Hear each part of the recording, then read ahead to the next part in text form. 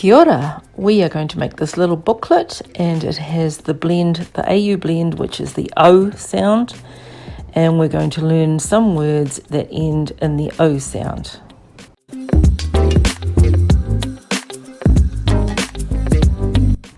Here's our sheet, and we have some consonants, and we have our O blend.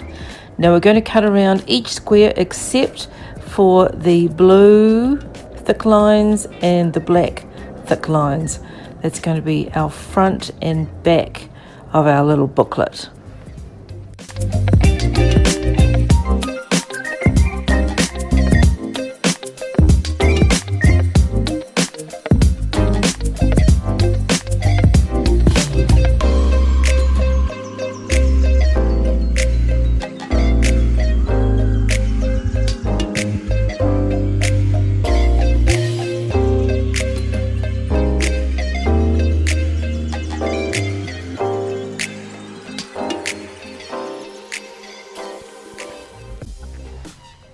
And when we're finished, we can put them all together on top with O, me or I on the front, fold the cover over, and we can staple it, and we've got a really cool little book that we can say all of those O sounds.